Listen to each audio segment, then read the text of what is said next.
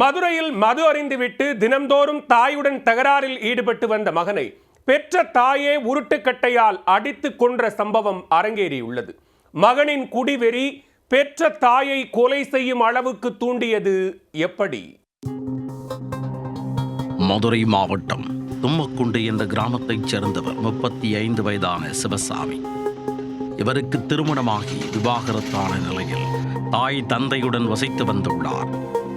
எந்த வேலைக்கும் செல்லாமல் தாய் தந்தை தயவில் வீட்டில் இருந்து வந்த சிவசாமி நாளடைவில் குடிபோதைக்கு அடிமையாகி உள்ளார்.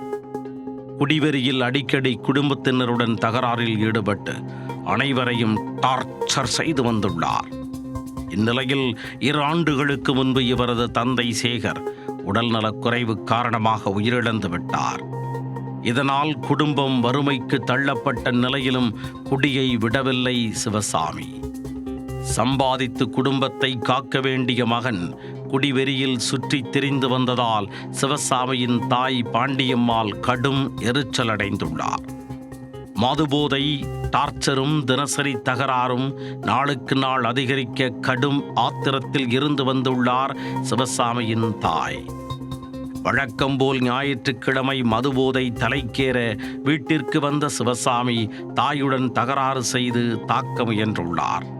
வீட்டில் இருந்த பாத்திரங்களை எடுத்து பறக்கவிட்ட சிவசாமி தன்னுடைய பராக்கிரமத்தை ஆவேசத்துடன் காட்டிக் கொண்டிருந்தார்.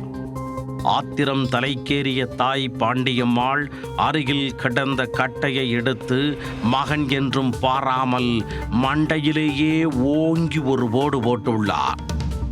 இதில் படுகாயமடைந்த சிவசாமி சுருண்டு விழுந்து சம்பவ இடத்திலேயே உயிரிழந்தார்.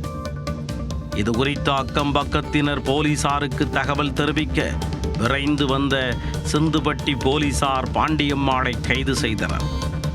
தண்ணி அடித்துவிட்டு தினந்தோறும் தகராறு செய்து வந்த மகனை பெற்ற தாயே கொலை செய்த சம்பவம் அப்பகுதியில் பெரும் பரபரப்பை ஏற்படுத்தி உள்ளது.